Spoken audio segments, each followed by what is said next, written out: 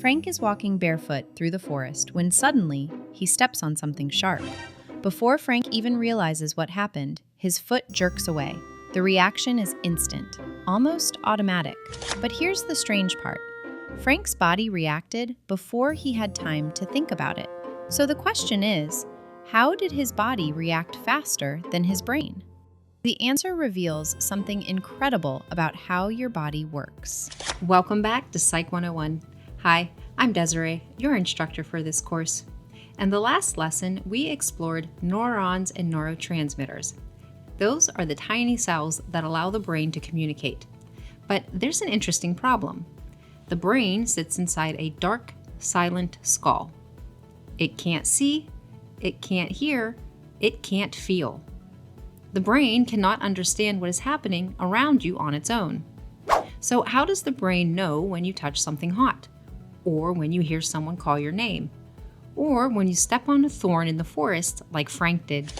The answer is an enormous communication network that connects the brain to the rest of the body. That network is called the peripheral nervous system. Today, we're going to explore how that system works, how the body sends information to the brain, and how the brain sends commands back to the body. And by the end of this lesson, you'll understand exactly how Frank's body reacted so quickly. Let's begin. The nervous system is divided into two major parts. First, there is the central nervous system, which includes the brain and the spinal cord. Think of this as the body's command center. This is where information is processed, interpreted, and decisions are made. But the command center cannot function on its own. It needs a way to receive information from the outside world, and it needs a way to send instructions back to the body. That job belongs to the peripheral nervous system. The peripheral nervous system includes all the nerves that extend outward from the brain and spinal cord into the rest of the body. These nerves create a massive communication network, linking the brain to muscles, organs, and sensory receptors. But communication requires two things: input and output. Think of the brain like the processor inside a computer. A processor cannot do anything useful without receiving input from devices like keyboards, cameras, or sensors. And it also needs output channels to send instructions to screens or speakers. Your nervous system works in a similar way. The peripheral nervous system delivers sensory information to the brain, and it carries output from the brain as motor commands. But to see how this works in real life, let's go back to Frank. When Frank stepped on the thorn, sensory receptors in his foot immediately detected the sharp pain. These receptors sent electrical signals through sensory nerves in the peripheral nervous system. Those signals traveled rapidly toward the spinal cord. But here is where something fascinating happens. Frank's body didn't wait for the brain. Instead, the spinal cord triggered a protective response almost instantly. And that's why his foot jerked away before he consciously felt the pain. What Frank experienced is called a reflex. A reflex is a rapid, automatic response that protects the body from harm. In many reflexes, the signal travels from the spinal cord to the muscles before the brain has time to fully process the event. It's essentially the body's emergency shortcut. The spinal cord says, "Something dangerous just happened. Move now!"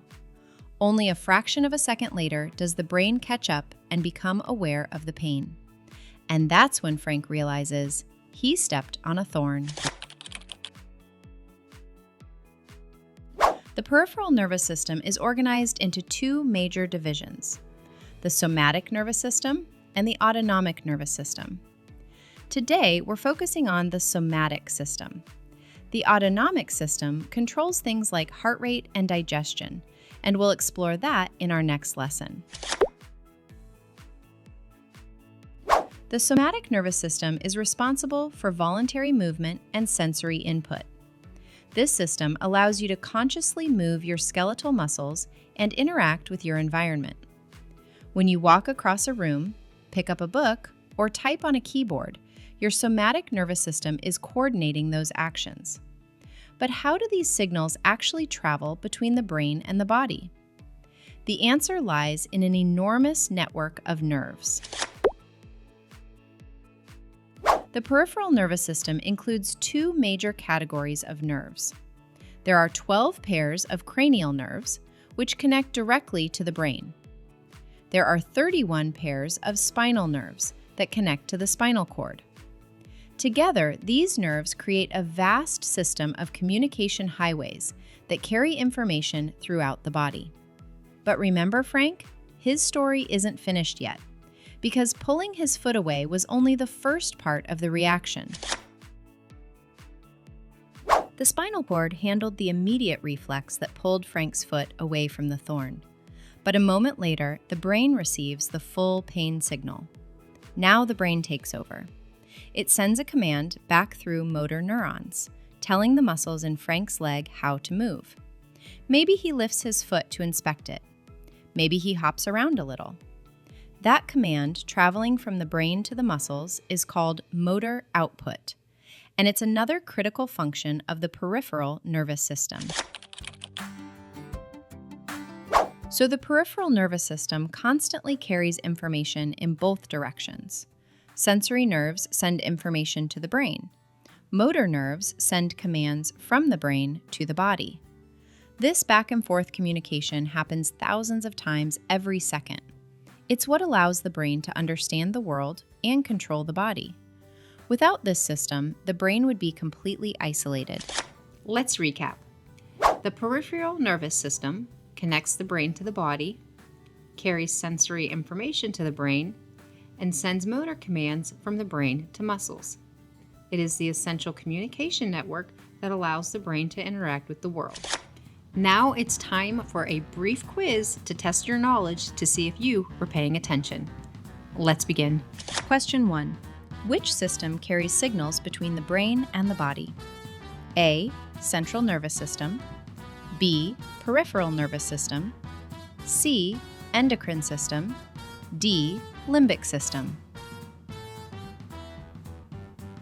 The correct answer is B. Peripheral nervous system. It carries sensory information to the brain, such as touch, pain, or temperature.